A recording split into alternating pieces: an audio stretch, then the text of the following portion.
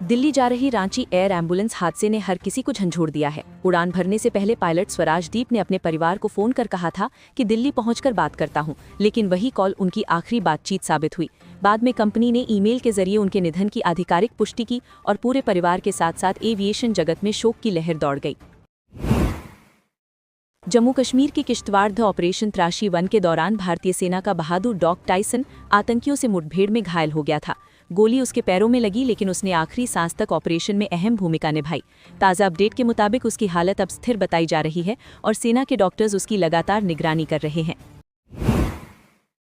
पाकिस्तान और अफगानिस्तान के बीच तनाव एक बार फिर बढ़ गया है। उर्गा बॉर्डर पर पाकिस्तानी सेना की ओर से आर्टिलरी से हमला किए जाने के बाद उर्गा, जकाखेल, वरघा, शाहकोट और लंदी कोटल जैसे इलाकों में झड़पें शुरू हो गई।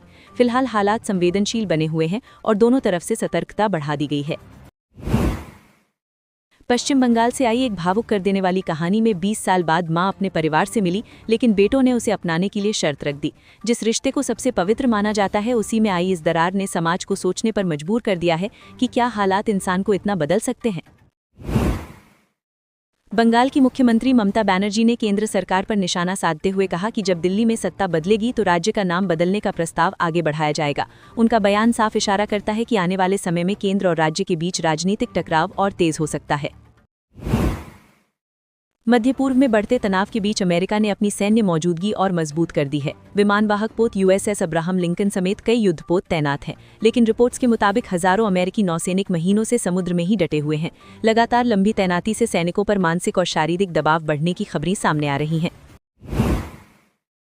प्रधानमंत्री नरेंद्र मोदी का प्रस्तावित इजरायल दौरा काफी अहम माना जा रहा है। रक्षा, टेक्नोलॉजी और ट्रेड जैसे क्षेत्रों में बड़ी डील्स पर बातचीत की संभावना है और वैश्विक हालात को देखते हुए ये यात्रा रणनीतिक रूप से बेहद महत्वपूर्ण मानी जा रही है।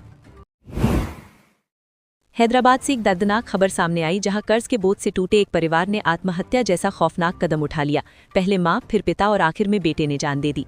ये घटना बताती है कि आर्थिक दबाव किस तरह पूरे परिवार को तबाह कर सकता है। ईरान और चीन के बीच संभावित रक्षा सौदे की चर्चा ने अंतर्राष्ट्रीय राजनीति में हलचल मचा दी है। बताया जा रहा है कि चीन का CM-302 सुपरसोनिक एंटीशिप मिसाइल करीब 290 किलोमीटर तक मार करने में सक्षम है, जो समुद्री सुरक्षा संतुलन को बदल सकता है। सुप्रीम कोर्ट के जस्टिस उज्जवल भुइयान ने एक सुनवाई के दौरान बताया कि उनकी बेटी की दोस्त को सिर्फ मुस्लिम होने की वजह से दिल्ली में किराए पर घर नहीं मिला। उन्होंने ये भी याद दिलाया कि मिड डे मील योजना के समय कुछ अभिभावकों ने दलित रसोइयों के हाथ का खाना खिलाने पर आपत्ति जताई थी, जो समाज में मौजूद भेदभाव की हकीकत दिखाता है। केंद्र सरकार ने केरल का आधिकारिक नाम बदलकर केरलम करने के प्रस्ताव पर अपनी मंजूरी दे दी है। अब ये विधेयक आगे की संवैधानिक प्रक्रिया के तहत बढ़ेगा, जिससे राज्य की पहचान उसके स्थानीय उच्चारण के अनुरूप हो सके। कनाडा में एक कारोबारी के घर फायरिंग की जिम्मेदारी लॉरेंस बिश्नोई गैंग ने सोशल मीडिया पोस्ट के जरिए ली है। इस घटना ने अंतर्राष्ट्रीय स्तर पर संगठित अपराध के नेटवर्क को लेकर सुरक्षा एजेंसियों की चिंता बढ़ा दी है। धार्मिक नेता धीरेन्द्र शास्त्री के 4 बच्चे पैदा करने वाले बयान पर राजनीतिक बहस छिड़ गई है। विपक्षी नेताओं का कहना है कि धार्मिक मंच से जनसंख्या जैसे संवेदनशील मुद्दे पर बयान देना समाज में नई बहस को जन्म दे सकता है। पटना में चौकीदार दफादारों पर लाठीचार्ज के बाद केंद्रीय मंत्री चिराग पासवान ने नाराजगी जताई है। उन्होंने कहा कि गांवों की सुरक्षा की रीढ़ माने जाने वाले कर्मियों की आवाज को बल प्रयोग से दबाना ठीक नहीं है। नई दिल्ली के शांति पथ पर ट्यूलिप फेस्टिवल 2026 की रंगीन शुरुआत हो चुकी है। पूरा इलाका अलग अलग रंगों के फूलों से सजा नजर आ रहा है और बड़ी संख्या में लोग बसंत के इस नज़ारे का आनंद लेने पहुंच रहे हैं। शेयर बाजार में IT सेक्टर में भारी दबाव देखने को मिल रहा है। इन्फोसिस, TCS और विप्रो के शेयरों में गिरावट दर्ज की गई है। एक्सपर्ट्स का मानना है कि AI आधारित ऑटोमेशन और नए टेक मॉडल पारंपरिक IT सर्विसेज के लिए चुनौती बन रहे हैं। अमेरिका में पूर्व राष्ट्रपति डोनाल्ड ट्रंप की टैरिफ नीति को लेकर बाजारों में उथल-पुथल बनी हुई है। वॉल स्ट्रीट में गिरावट दर्ज की गई और इसका असर भारतीय बाजारों पर भी दिखा, जहां सेंसेक्स और निफ्टी में तेज गिरावट देखने को मिली।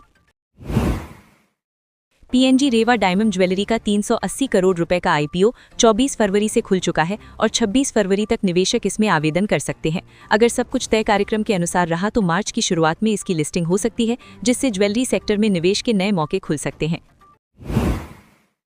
8वें वेतन आयोग को लेकर चर्चाएं तेज हैं। पिछले वेतन आयोग में फिटमेंट फैक्टर 2.57 था, जिससे न्यूनतम वेतन 7,000 से बढ़कर 18,000 रुपए हुआ।